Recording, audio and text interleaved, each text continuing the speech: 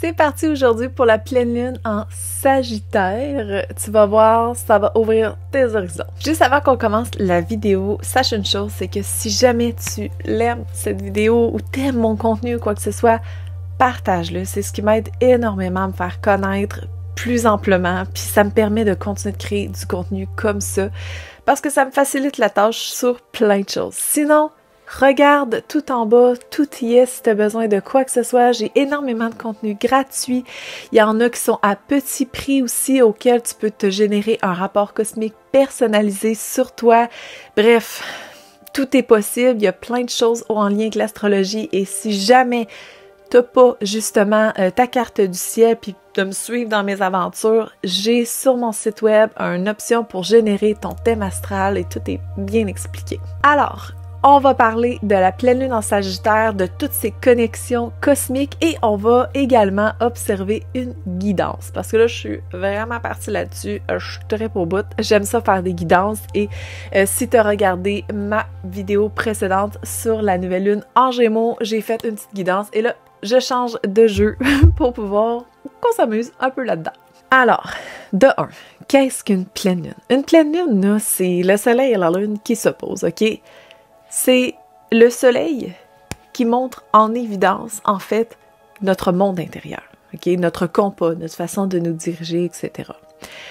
Comme c'est une pleine lune, c'est collectif. C'est pas personnalisé à soi, ok? Ben, bon, ça reste que ça a un impact, là, mais c'est pas dans le point de focus personnel, ok? Ça va nous toucher tous de façon différente, ok? C'est pour ça qu'il y a des fois qu'il y en a qui... Une pleine lune, ils capotent, ben raide. Et il y en a d'autres auxquels c'est genre, waouh! Ça m'apaise, ça me fait du bien. Il y a aussi le cycle hormonal de la femme qui vient vraiment en ligne de compte là-dedans parce que ça a vraiment un impact aussi sur notre corps en tant que femme au niveau des cycles, mais ça reste que ça touche autant les hommes que les femmes, c'est juste différent au niveau des activations quick fix, ok? Donc, une pleine lune vient mettre en évidence notre monde intérieur, elle vient mettre en lumière en fait ces parts-là de nous. Quand on parle d'une pleine lune en Sagittaire, on parle vraiment d'un nouvel horizon, des opportunités, c'est un open minding, là, ok? Ça vient nous ouvrir l'esprit, ça vient nous ouvrir, en fait, nos capacités mentales. Puis je le dis comme ça parce que l'énergie du Sagittaire, c'est de l'optimisme, il y a d'autres choses aussi, mais c'est de l'optimisme, c'est un horizon, c'est de la philosophie, c'est des croyances, c'est de l'expansion. C'est de la croissance aussi, parce que ça touche l'énergie de Jupiter, OK? Et à ce moment-ci, en fait, en plus, Jupiter vient tout juste de changer en Cancer, donc ça vient vraiment comme nous régénérer dans une énergie de nouveauté.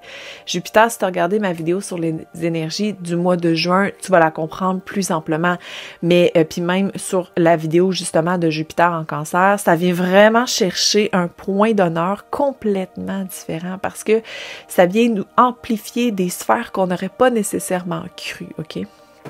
Et donc, par le fait même, on revient à la pleine lune en Sagittaire, ça va nous ouvrir des horizons auxquels on n'aurait pas nécessairement cru, auxquels on ne s'est pas nécessairement penché, et c'est là où il faut élargir, enlever les œillères, OK? Des pleines lunes en Sagittaire, c'est justement ça le point. On enlève les œillères, on amène les idées. Le soleil est en Gémeaux.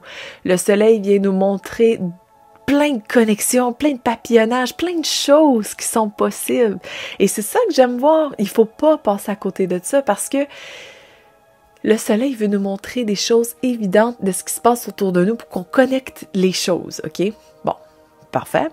Avec la lune, ben ça vient les joindre ensemble. C'est une opposition, OK? Mais moi, je le vois, bon, ils peuvent se rentrer dedans puis se détester, mais j'aime beaucoup le voir comme étant, on crée une fluidité ensemble. On crée un apogée, quelque chose de beau, on se connecte, on se donne la main, là, tu sais, j'aime le voir vraiment plus comme ça. Et bon, ben par le fait même, c'est là où les horizons vont s'ouvrir, c'est là où il faut aller, OK? Parce que c'est là où on va avoir une prise de croissance et d'expansion. C'est tout différent pour tout le monde, OK? On se comprend. Par contre, il y a quand même des points d'honneur à observer. Ça reste que l'énergie du Sagittaire, il y a de l'extravagance et il y a du déni, OK? Donc, moi, je me pose tout le temps la question durant ce moment-là, OK? Parce qu'il faut faire face, c'est des pensées, OK? C'est des réflexions, à cause que le soleil est en Sagittaire. Gémeaux, voilà. OK. Est-ce que je suis dans le déni dans certaines parties de ma vie? Oui, non. On répond. Est-ce que je suis dans l'extravagance dans d'autres sphères de ma vie? Oui, non, on répond. OK. Le fait de répondre à ça va faire en sorte de juste se dire, OK, c'est les sphères que je dois travailler si je veux prendre de l'expansion et de l'abondance. OK? D'ailleurs, parlant d'abondance, OK, elle a une connexion avec une astéroïde vraiment spéciale que je vais te parler dans pas long. Mais ça se peut que tu dises, ben moi, je suis pas vraiment dans le déni dans ma vie, puis je suis pas vraiment dans l'extravagance. Good job. C'est vraiment parfait. C'est que tu peux prendre vraiment les idées ou ce qui se passe en ce moment puis les mettre dans ton propre monde puis élargir tes propres horizons. Ça veut pas dire que tu es dans le déni nécessairement ou dans l'extravagance à quelque part, tu sais. C'est vraiment tout d'observer le côté de la dépendance, de l'indépendance, de voir comment on gère ça, en fait. Donc, normalement, c'est une pleine lune qui nous amène vraiment du feu, là, OK? C'est genre, on a le feu on top. Ce qu'il faut faire attention, c'est ceux qui ont déjà beaucoup de feu, puis que ça peut vous amener vraiment dans une anxiété de performance ou dans une énergie de feu un peu trop intense, OK? Donc, je le dis tout le temps d'observer ce côté-là, que s'il y a trop de feu, il y a un feu de forêt qui va arriver, là. Fait que, tu sais, il faut vraiment juste se dire, OK, le feu pogne, je vais aller mettre de l'eau un peu. Le yin, l'énergie féminine, la connexion à la terre, la connexion à ce qui peut être, OK? Donc, voilà pour ça. Ce qu'on va passer maintenant, petit post-it traditionnel, je vais vraiment aller avec les transits ou tout ce qui vient aspecter les activations avec cette pleine lune-ci.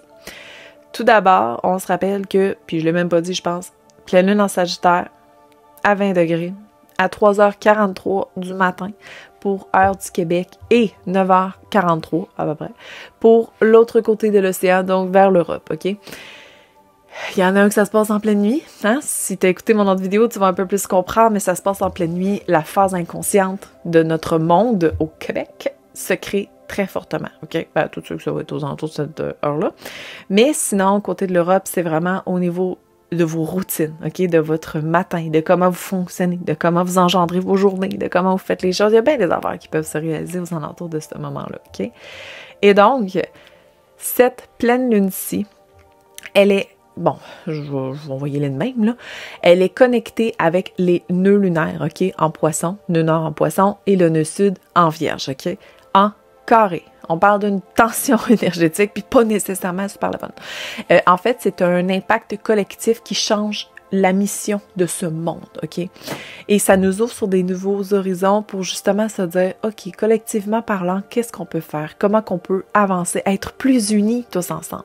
Puis là, super monde de licorne, là, mais ça reste que il y a vraiment un beau moyen d'être unis ensemble puis de créer un monde prospère, humanitaire, tu sais. Et c'est ce que ça amène, mais ça amène beaucoup de tension parce qu'il y en a qui ont des idées, OK? Durant cet esprit collectif-là, il y en a qui ont des idées, puis même, mettons, pour toi, tu peux avoir des idées, tu peux avoir des projets ou etc. ou quoi que ce soit, puis c'est comme autour de toi, c'est pas vraiment une possibilité. Donc, tu dois changer ta façon de fonctionner, ta façon d'avancer, ta façon de vouloir faire quelque chose, OK? Et bon, évidemment, ça peut être très tranchant, mais ça reste que c'est toi qui dois voir plus loin que ce qui est pour justement impacter, aussi pouvoir inspirer les autres autour de toi, les motiver ou les amener dans leur feu, peu importe, là, tu sais. Il y a vraiment un changement de vocation et c'est intemporel. Ça reste que c'est le nord en poisson. On doit aller vers la collectivité, vers l'amour sincère, vers l'amour pur entre nous tous, tu sais. Et on doit aller vraiment, quitter ou en tout cas, on doit aller plus dans le côté du lâcher prise.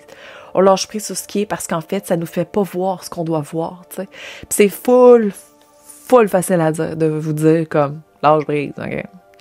C'est jamais ce qu'on va entendre.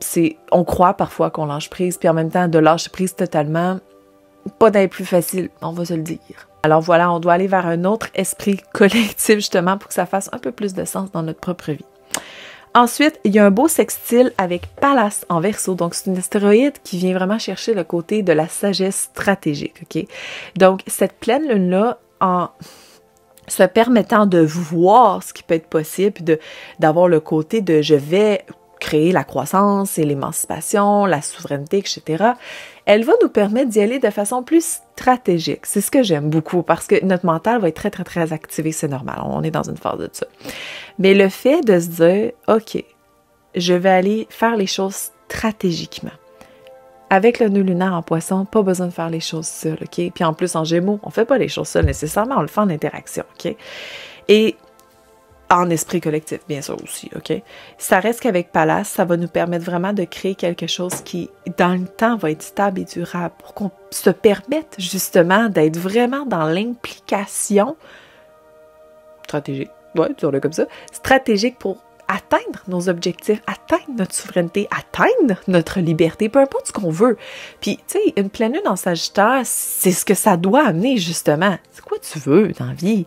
Qu'est-ce que tu veux? Tu vas aller vers où? Même si c'est peut-être impensable pour toi en ce moment. C'est juste, tu vas aller où? Et là, il faut que tu appliques la sagesse stratégique de pouvoir le faire. Puis d'être patiente. Ça aussi, c'est facile à dire. Ensuite, dernier transit avant qu'on passe à la guidance, Abondantia. C'est une astéroïde qu'on n'entend pas vraiment beaucoup parler, là, mais moi j'aime ça, je l'applique tout le temps. Abondantia en ce moment, elle est en bélier et elle apporte vraiment, elle génère de l'abondance dans notre capacité à leader les choses, à avoir l'audace, le courage, la bravoure de faire les choses. Autrement dit, t'attends pas présent, tu fais ce que tu as à faire. Tu suis ton impulsivité, tu suis la pulsion, en fait, du gut feeling du cœur. Du genre de « Oh mon Dieu, il faut vraiment que j'aille acheter un pain à l'épicerie. » Si t'écoutes mon autre vidéo, tu vas connaître tes points. Mais ça reste que c'est vraiment d'avoir la pulsion de le faire et d'aller au-delà de tout ça, qui est hyper important. Abondantia va mousser l'énergie. Puis là, elle a un beau trigone avec la pleine lune en Sagittaire, OK? Puis un sextile avec, justement, le soleil. Ça nous montre exactement là où on doit aller pour générer et créer cette abondance-là. Phénoménal, OK? Puis elle vient juste mousser l'énergie. Elle mousse. Là où on doit faire attention avec cet aspect-là, c'est vraiment plus le côté de trop. Ça peut être vraiment trop parce qu'elle vient de booster, en fait. C'est comme si on a tellement confiance, on a tellement cette capacité-là qu'au final, on peut clairement se perdre. Il faut revenir dans le centre, OK? Les 2 pieds sur terre, ça devient très important. Alors maintenant, on va passer à la guidance, OK? J'ai pas mon jeu encore comme l'autre fois, mais je rappelle le petit concept que j'aime faire. Donc, c'est des cartes purement alignées avec le côté astrologique. Donc, on vient de où? Qu'est-ce qui se passe présentement et on s'en va vers où. Donc, je tire 3 cartes au hasard vraiment, puis tiens, ça va être celle-là, et que j'apporte vraiment ma guidance par rapport à ça, puis je le fais si jamais je vais sur Instagram, là, je fais des lives parfois par rapport à ça, et est-ce que tu peux participer, puis j'offre des messages un peu à tout le monde, bref, j'aime bien ça. Alors, la première carte de « On part de où ?» Part of Fortune. Je sais pas si tu la vois bien. Bon, il y a le point de focus qui se fait pas partout. Part of Fortune, qui est vraiment le côté, en fait, de tous nos talents qui nous amènent notre joie. C'est notre plus grande part de joie, ce qui nous rend le plus en joie, OK? Et bon, tout dépendant de où est-ce qu'on est dans le monde, l'heure et tout ça, ça change énormément. Mais le concept est vraiment amené, on part d'un point de « Qu'est-ce qui m'amène ma joie, ma liberté, ma souveraineté? » Mon point d'opportunité, il est où, OK? Donc, on part de là parce que ça devient vraiment très important à observer. Posez-vous la question, je pars de où, en fait? Qu'est-ce qui se passe? C'est quoi ma part de joie? Qu'est-ce que je veux pour atteindre ma liberté et ma souveraineté? Pour ensuite explorer, OK, ici, maintenant, qu'est-ce qui se passe? Puis, bon, elle me tente. On va y aller comme ça. Et ce qui se passe, on parle d'un bénéfice, OK? Ça va être tellement... Bon... Clairement, j'y arrive pas cette fois-ci. Ah, on a le point de focus. Les bénéfices, OK? Puis il y a vraiment un Cosmic Heart, là, ce style-là, j'aime fou ça. Le fait d'observer, en fait, notre part de joie, puis ce qui peut être, en fait, va nous apporter énormément de bénéfices. Et c'est très relié, by the way, à la pleine lune en Sagittaire, parce que les bénéfices que ça nous apporte vont créer notre liberté et vont créer ce qui doit s'en venir, puis des bénéfices très conscients, mais qu'au début, on peut ne pas nécessairement s'en rendre compte. C'est ça qui peut devenir un peu touché, parce qu'on se dit, tabarnouche, je crée, je fais des choses, je suis en action, je suis en application, je fais des changements, puis c'est comme, y a-t-il quelque chose qui se passe, c'est ça? Ben, c'est justement ce qu'il faut observer, c'est que, est-ce qu'on prend le temps de voir s'il se passe quelque chose finalement, tu sais? Donc, je trouve que c'est à ne pas négliger et c'est quelque chose à vraiment observer, OK? Et là, avec tout ça, la part de joie, les bénéfices, on s'en va où? Le dernier quartier lunaire. Ah, ça l'aime. Ah, bon. J'y arrive clairement pas. Je suis pas une pro là-dedans. OK.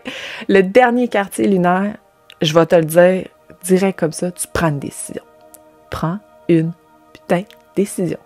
Point barre. C'est le dernier quartier, il est là pour ça. C'est genre, ça s'en vient, je prends une décision, puis je m'en vais où? Sans même des fois y penser. Parce que des fois, on pense. Puis j'ai quelqu'un en tête, justement, puis ça prend tellement de temps à prendre la décision qu'au final, quand c'est rendu le temps, ça n'existe plus, c'est passé. C'est ça. Let's do it. On prend une décision, peu importe ce que ce sera, et j'ai la magnifique, moi je le vois de même, penser que de toute façon, c'est exactement ce qui serait arrivé. Fait qu'il faut arrêter d'avoir des regrets, des peurs, tout ça, là.